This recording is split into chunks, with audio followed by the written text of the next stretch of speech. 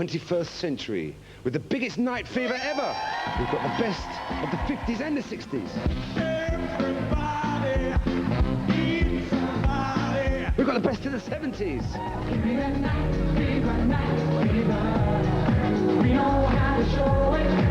And we've got the best from right now. Millennium Fever, don't miss it. There won't be another one for 1,000 years.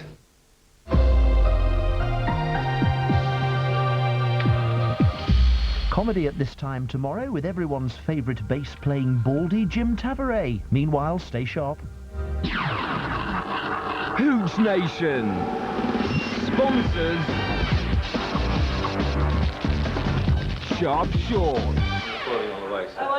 Person wanted must be organised, creative, confident, with great interpersonal skills, but most of all, you've got to know your music.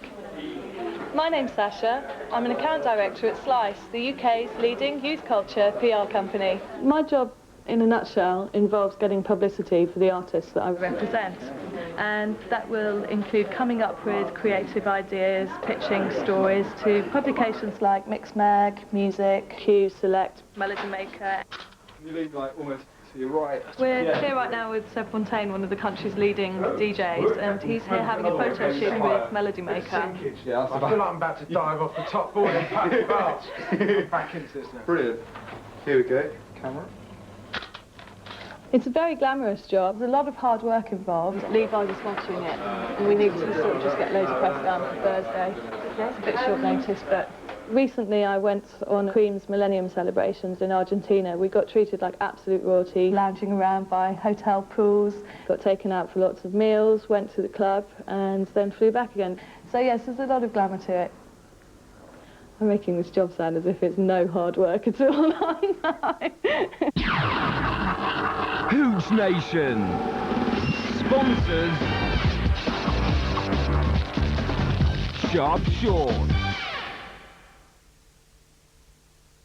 If Nick goes down to the Arctic today, he's sure of a big surprise. We're ready to move at any minute. If Nick goes down to the Arctic today, he'd better go in disguise. I thought that was a bear. For every bear that ever there was will gather there for certain, because today's the day the polar bears pick on Nick. An awful lot of wind as well, bringing our scent straight to him.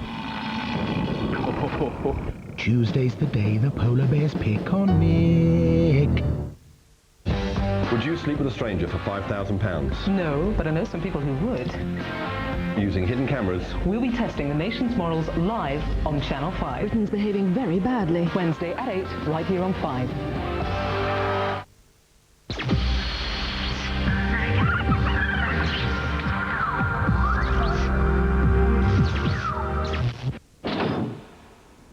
All the information you need about us Brits and our near neighbours in Euronews at 5 AM. Till then, sport of every sort, in short.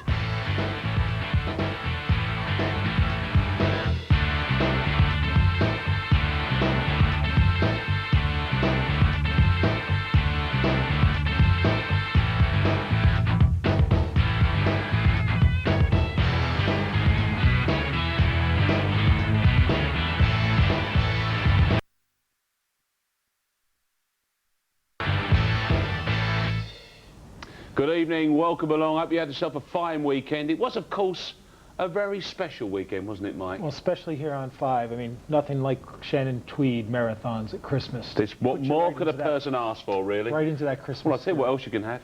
NFL Week 16, you see. Now, that was a good one. I knew it was going to be a special weekend. I knew we were here for a reason. Exactly. And, of course, going into Week 16, 11 teams had gone the way of the Rapping Hat. And 20 teams were still up there with the Christmas decorations. Let's start off, first of all, with our NFC scenario. And in the NFC, St Louis had tied up the Western Division together with home field advantage throughout the playoffs. In the Central, Tampa Bay could secure a playoff berth with a win, as could the Vikings and the Lions. For Washington, a postseason place was theirs with a win, the Eastern Division title as well, if Dallas should lose. Over to Mike.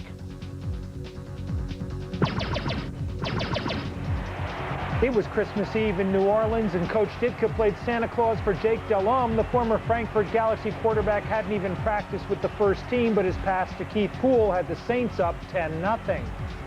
But the man who will not quit, Emmitt Smith, narrowed the gap to 3 at halftime with this second effort touchdown.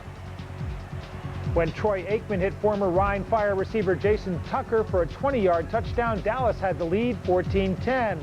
It was 17-10 when Louisiana's own Delhomme boy, Jake, went to Eddie Kennison for a 51-yard touchdown and the lead. But Aikman hit another Bayou boy, David LaFleur, and the Cowboys were back on top. Then Delhomme, the Saints' 4th quarterback of the season, did what none of the others could do, bring them back from a deficit to a win, scoring himself from 4 yards out. Fred Weary's 58-yard return of an Emmitt Smith fumble sealed a 31-24 win for the Saints and for Southwest Louisiana University product Jake Delhomme. Weary wound up with 9 tackles and an interception on top of that fumble recovery. Emmitt Smith gained 110 yards rushing. Tucker had 7 catches and a team record 203 return yards, but the Cowboys slumped to 1-7 on the road. In San Francisco, Charlie Garner's 4-yard touchdown gave the Niners an early lead, but former London Monarch quarterback Brad Johnson had the answer to that. He hit Michael Westbrook for a 65-yard touchdown, Westbrook breaking Lance Schulter's tackle on the way in. It was 13-0 in the 3rd quarter when Jeff Garcia hit J.J. Stokes to put the Niners up by 10.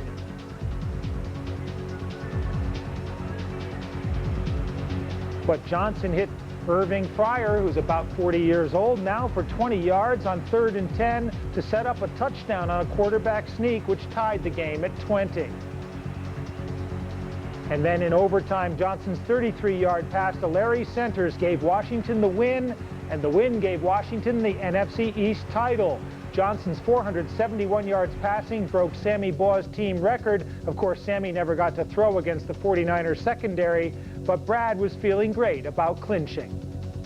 We came in here, we said we want to be division champs, and it's a great feeling. And some guys, we had to fight through a lot of struggles tonight. We didn't play as well or consistent as we like to, but it's a great feeling, though.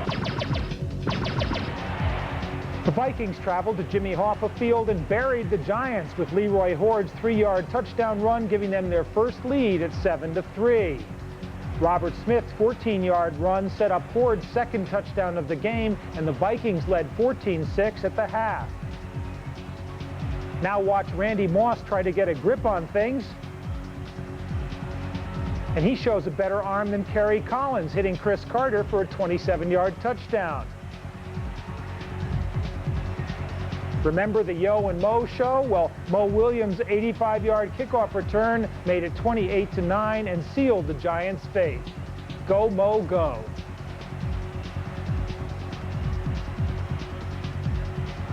And Robert Smith's 70-yard touchdown run was the final cement poured into the Giants' shoes. Minnesota win 34-17, and they clinch a playoff spot. Smith was 16 carries for 146 yards on the day. Chris Carter had 131 yards receiving despite playing on a sprained ankle. The Giants held the ball for 37.5 minutes and still got killed. On Christmas Day, the Broncos ran through Detroit like Rudolph through a snowstorm. Olandis Gary's 45-yard touchdown was just the start in the 3rd quarter. Gary's running also set up Brian Greasy's touchdown pass to Dwayne Carswell. That gave the Broncos a 17-0 lead. And Charlie Batch's late touchdown to Herman Moore just wasn't enough for Detroit. Gary's 29 carries for 185 yards gave him 370 yards rushing the last 2 weeks. He had 174 in the second half, and the Lions have lost 5 of their last 7 games. It was a great day in Tampa Bay for the Battle of the Bays, and Mark Royal's fake punt led to one of 3 first-half field goals by Martin Gramatica. But the Packers' big cheese, Brett Favre, hit Dorsey Levens for a 20-yard touchdown to put Green Bay up 10-9 at halftime. And they checked Dorsey's head for cheddar. Sean King's 8-yard pass to Warwick Dunn put Tampa up 16-10, and then the Bucs controlled the game behind Mike Allstott's running. 36 minutes of possession as Allstott got 2 touchdowns on the ground in the 4th quarter to seal a Tampa win. Allstott wound up with 19 rushes for 79 yards. The Bucs wound up winning 29-10. Warrick Dunn had 6 catches out of the backfield, but again, it was the Bucs D that stood out. Derek Brooks had 11 tackles, and they held Green Bay to only 12 yards rushing. Dorsey Levens had only 4 yards rushing on 10 carries, and Green Bay is now desperately chasing one wild card spot that's up for grabs between 3 teams.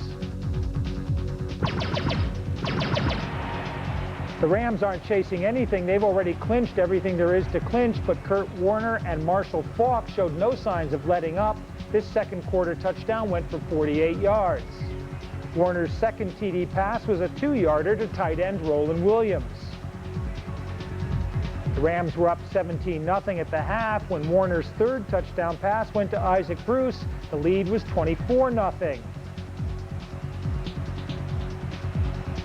Then Grant Wistrom's 40-yard interception of Cade McNown was the Rams' 8th defensive touchdown of the season, and Wistrom's got pretty good receiving skills for a defensive end. The Rams win 34-12, but not before Jeff Robinson was ejected from the game. The tight end went after Bucs fullback Ty Halleck. Now watch this. It looks like Robinson gets tackled by the ref, but in the wake of the Orlando Brown frenzy, Robinson found himself ejected from the game. Faulk became the second player to get 1,000 yards rushing and receiving in NFL history. Roger Craig was the other, and Warner now has 39 touchdowns. In Pittsburgh, Travis Davis picked up fumbling Fred Lane's fumble and went 100 yards for a touchdown, giving the Steelers a 10-0 lead. And watch here why 87 Muhsin Muhammad plays on offense.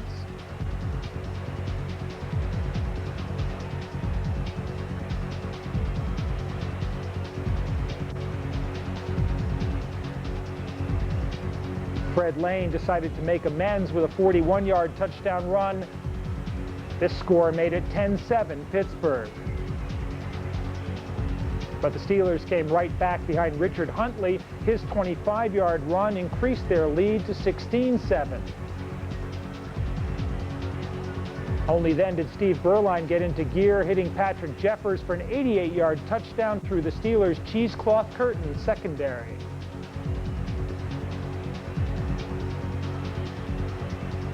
The snow started to fall, and as it picked up, Mike Tomczak picked up. He hit Hines Ward to put Pittsburgh up 23-13. But the Steelers counted snowflakes and gave Berline all day to throw, and he hit Jeffers again, 43 yards for the score with just 3 seconds left in the half. The halftime score was 23-20 Pittsburgh. And it stayed that way as it turned into real football weather. The white stuff fell and the bus put on his snow tires. Bettis' 8-yard touchdown was the only score in the second half. The Steelers controlled the ball 35 minutes. The bus ran for 137 yards. The Steelers won 30-20, and the Panthers' playoff hopes are now a real long shot. In Atlanta, Chris Chandler wasted no time getting back in the lineup and hitting Terrence Mathis for a 23-yard touchdown. But Mario Bates' second 1-yard touchdown of the second quarter gave Arizona a 14-7 lead. Chandler's 29-yard pass to rookie tight end Reggie Kelly set up the tying touchdown, which came on a 1-yard run by Bob Christian, and 2 Morton Anderson field goals put Atlanta up 20-14 at the half. Brian Hanspard's second effort 1-yard touchdown increased Atlanta's lead, but fumble or touchdown, you make the call. I'll just say I vote for something besides an imaginary plane. Chandler's second touchdown run came on a cute little buck trap and sealed Atlanta's 37-14 victory. They intercepted Jake Plummer twice. Plummer's thrown 21 on the year despite playing only part-time. Byron Hanspard had Atlanta's first 100-yard rushing performance of the season. And in the NFC East, somebody will be going to the playoffs. Washington has clinched the division at 9-6. The Giants and Dallas still alive in the wild card hunt. In the Central, Tampa Bay now lead the division. Minnesota, though, have a chance to pass them if they win. Detroit has clinched a playoff spot even though they lost because of other results. And out west, St. Louis have clinched home field advantage through the playoffs. Carolina need to win. They need everybody else to lose. They need a total eclipse of the sun, and then they will clinch a playoff spot. And if those playoffs were to begin today, Washington, Tampa, and St. Louis would be the division champions. Minnesota, Detroit, and the Giants would be the 3 wildcard teams. Now, those 4 teams in white are chasing 1 wildcard spot, and Dallas is the only team that control their own destiny. If they beat the Giants in Dallas next week, they go through. If they don't, depending on which other teams win or lose, it'll go down to points differential, and we're not even going to try to get involved in that. Yeah, quite, yeah. We'll leave that one for now. Let's hope it doesn't even occur. Shouldn't be a problem. We'll look at those 8 and 8 business in a moment's time. If we go through the divisions to start with, am I looking at the Redskins, I think, in least convincing divisional title winners, regardless of who ends up winning it? It's the NFC least, isn't it? I mean, Yeah. It's not a convincing division, and teams have had a chance, to control their own destiny and thrown it away. But the Redskins have, definitely a first-class offense. They can play offense with any team in the league. The question has been their defense throughout the season. And when they run into a team with a bad pass defense like San Francisco's, then, it's all over, except the writing. So they've got a problem if they run into a team with a big offense. So if people are looking for some old school units to creep through, though, obviously the Skins are fulfilling that nicely, and of course Dallas, I suppose, are still in that position. Is their road? How do you explain their road form? They're not that good a team, I think, is the thing. That, and some of their players just play better at home with that support of the home field crowd, I think, is probably the biggest thing. The Jets went down to Dallas and beat them, though. The Giants could do the same thing. The Giants are a very similar team to the Jets, except they don't have as good a quarterback as Ray Lucas, but very strong team defensively. And how about that game? Because we've got the Giants and Dallas can basically just bash it out amongst themselves now, can't they? Yeah, Dallas, as I said, if they win, they go through the playoffs, which is powerful motivation. But they really do miss the big play capability of Michael Irvin. Would you think those? You reckon Dallas over the Giants? Though, would that be your guess? And I'll give you a guess. I'm not going to go out on a limb and say that, because I think the Giants have a better chance of beating them. Yes, very true. Now, the 8 and 8 business, I mean, there's we can have a couple of wildcard teams go through on 8 and 8. Now, I suppose to a certain extent that may argue that there's a couple of underdogs in there with a fighting chance, but is it a bit undermining the league? I mean, just a lot of weak it happens every year, almost. I think in the NFL's dream scenario, everybody would be 8 and 8, and you need a gigantic CIA computer to figure out who goes through. But basically, you could get 8 and 8 teams going through because the division is so tough. Sure. And in a sense, the NFC Central is a tough division. Those aren't complete teams. But remember, Minnesota was a great team just a year ago, and so was Green Bay. Okay, well, the NFC, not the prettiest of conferences as the season has gone along, I'm sure you'll agree, but it's tidying itself up nicely. How about the AFC? You can find out in a couple of minutes' time.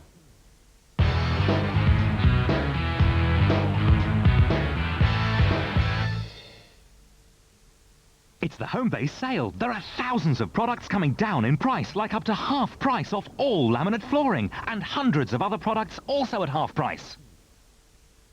Call the live one-to-one girls now on 09066 400 800. That's 09066 400 800. Don't try this with an ordinary pen. It's the Penally fountain pen. The secret's in the nib.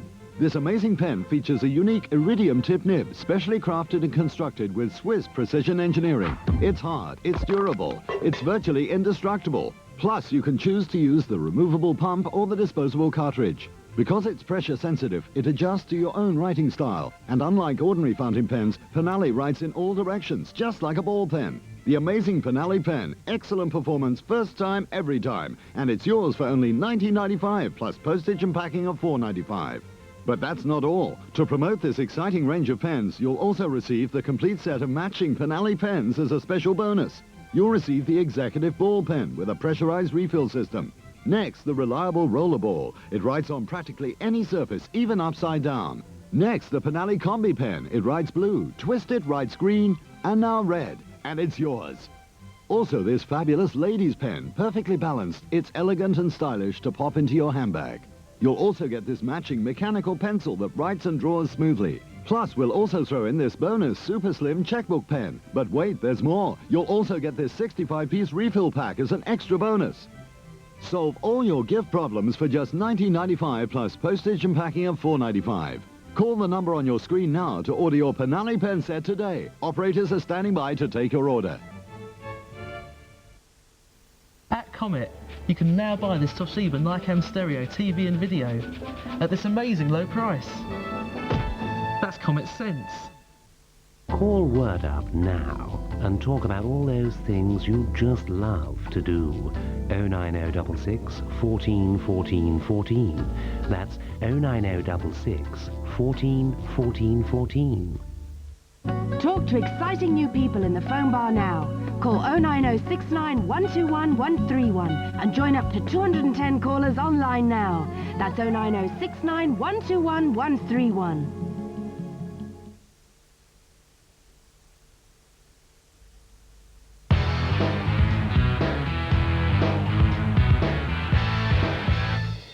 Welcome back. We're tying up the loose ends of week 16 in the NFL with a nice little Christmas-style bow, as Mike is now demonstrating. And with unfailing logic, it's a very nice job. With certain unfailing logic, that takes us to week 17, and then after that, we have this for you. That's right, we get into our playoff-style scenario. And that begins on the 8th of January, 12 o'clock, as you can see, with game plan. We look forward to all of the playoff games. And then Sunday night becomes our game of the week night, which means we pick out a big game from Sunday. You see the whole of it, plus you also see action from the other playoff games as well. So that obviously is in 2 weekends' time. We've got week 17 to deal with. That ties up the regular season, then we get into that postseason style scenario. And before all that can happen, this is what's happening in the AFC. And going into week 16, the Indianapolis Colts had already secured the Eastern Division title together with a first-round playoff bye. Buffalo and Miami could gain postseason places with wins and a Seattle loss. In the Central Division, the big showdown was between the Jaguars and the only team to beat them this year, the Titans. Out west, another head-to-head clash saw the Chiefs and the Seahawks vying for the division. The Kansas City victory gave them the crown. A Seattle win would keep things bubbling to the final week. In the AFC, the big game was in Tennessee, and Steve McNair's pass to Michael Rohn gave the Titans a quick lead. Now watch Jackie Harris, who's just fallen down on the end of the line at the top of the screen. He gets up easy, then realizes McNair's in trouble. Harris is more open than Neil Hamilton's palms, and he gets his first touchdown of the season on a 62-yard play. And he can't jump into the crowd. Mark Brunell sprained his knee in the second quarter. He'll miss next week's game with Cincinnati. Well, wouldn't you? With the Jags back in the game, a great grab by Yancey Thigpen had the lead back to 17 points at halftime. And then in the third quarter, McNair went deep to Isaac Byrd, 65 yards, 31-7. Tennessee is killing the Jacksonville Jags. And that is a dirty Byrd. McNair's 5th touchdown of the day went 15 yards to Kevin Dyson. And Alvis Whithead's 98-yard kickoff return just wasn't enough. Tennessee wins 41-14 and sweeps the season series from Jacksonville, handing the Jags their only 2 losses so far in the season. Tennessee's Eddie George had 102 yards rushing on the day, but he gave credit to the Titans' passing game for coming up with the big win. A lot of teams been daring us to throw the football this year, and we haven't been successful. We want to come out and prove a point. This is just the tip of the iceberg for Steve. I mean, he's going to have more days like this to come, you know, and I'm very proud of him. We're going to have to play our tails off to get that 14th win and try to put ourselves in a position where we're playing the kind of football that allows you to go into the playoffs with a chance to win. In the AFC West head-to-head showdown, former Barcelona Dragon John Kidney hit Sean Dawkins to put Seattle up 10-0 over Kansas City. Sway to go, Sean. Kitna's touchdown to Derek Mays put Seattle up 17-0. But then Lonnie Johnson pulled in a 4-yard touchdown from Elvis Gerbach to make it 17-7 at halftime.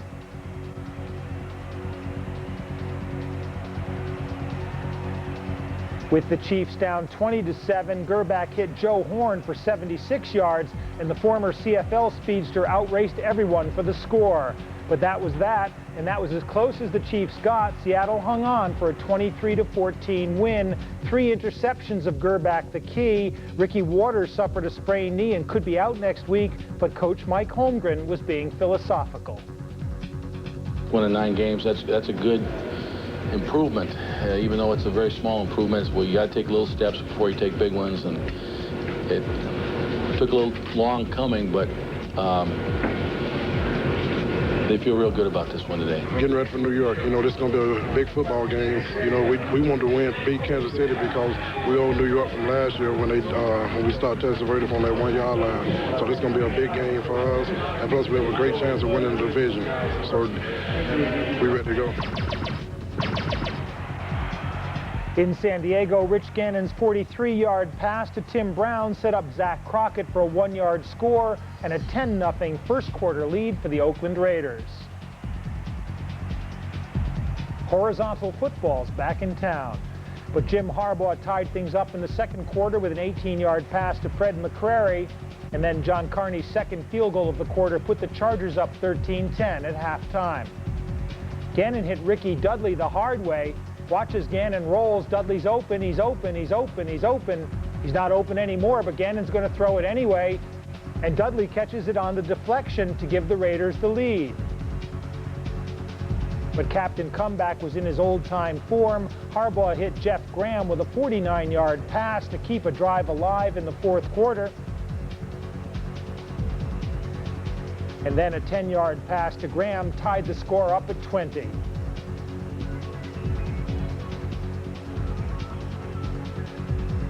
John Carney's 37-yard field goal gave San Diego a 23-20 win. Junior Seau's 6 tackles and a key interception were the big news for San Diego. They held Oakland's rushing attack to just 46 yards. They only got 49 themselves, but Harbaugh made up the difference. In Foxborough, it was a long day for Drew Bledsoe, but Terry Allen's 14-yard run put the Pats up 10-3 in the fourth quarter against the Bills. Buffalo's Jonathan Linton tied the game at 10 with less than 5 minutes to play. Adam Vinatieri missed a 33-yard kick with 3 seconds left, then missed a 44-yarder in overtime before Steve Christie's 23-yarder won the game for Buffalo. Allen had 126 of the Patriots' 225 yards offense, but Flutie completed his last 12 passes. Thurman Thomas had 84 of Buffalo's 168 yards. In Cleveland, the Orlando Les Browns took an early lead over the Colts behind Terry Kirby. Yes, he's in. But Peyton Manning's pass to Marvin Harrison set up Edgerrin James for a 1-yard equalizer. And what a season Marvin Harrison has had. Ty Detmer scrambled around for a while, then found Darren Cheverini to put the Browns back on top, and the Browns led 14-13 at the half. In the third quarter, Detmer scrambled again. He didn't find any receiver, but he ran in from 8 yards out to put the Browns up 21-13. Edgerrin James's second 1-yard touchdown run made it 21-19 Browns. But Terry Kirby's second short one made it 28-19. The referees just don't seem to like Terry Kirby. Edgerrin James came back again, this time from 2 yards out. That cut the lead to 2 points, and no question about whether he's in. And then Mike Vanderjag's 21-yard field goal with 4 minutes left gave the Colts a hard-fought 29-28 win. James had his 10th 100-yard rushing game. Harrison's 14 catches gave him 111 for the season, and the Colts had 37 minutes of possession. The Bengals were on a 3-game winning streak and coming off the bye week. So what? In Baltimore, the Ravens rolled on behind touchdown Tony Banks and Eric Rett. Rod Woodson's interception of a Jeff Blake pass set up one of 5 Matt Stover field goals. That was all the scoring, and that was all you need to know. Rett and Priest Holmes combined for 109 yards rushing. Jeff Blake threw 2 interceptions. Corey Dillon went out with, you guessed it, a sprained knee. That was the injury of the week. And Bruce Coslett's master plan was foiled again. The Bengals now slip to 4-11, Baltimore 8-7, but out of the playoffs. And in the AFC East, Indianapolis have clinched that division. Buffalo now sitting pretty at 10-5. Miami play the New York Jets tonight. That'll be our game tomorrow. Jacksonville now just one game ahead of Tennessee. Both those losses came to Tennessee, so if they wind up tied, the Titans would have the tiebreaker. And out west, Seattle now control their own destiny. If they win next week or if both teams lose, Seattle will be the division champions. And the playoff picture, Indianapolis, Jacksonville, and so far Seattle would be the divisional champions. Tennessee is in with one wild card spot. They're in the playoffs. That's why they're in that lovely ochre color. Buffalo, Miami, and Kansas City fighting for the other wild card spots. Buffalo, remember, have the tiebreak over Miami. Miami has the tiebreak over Seattle, but not Kansas City. So they'll hope for Kansas City to get in as divisional champions, assuming that is that they've lost a game. If Buffalo finish 11-5, if Miami can win their last 2 games and finish 11-5, they would both be in as wild cards.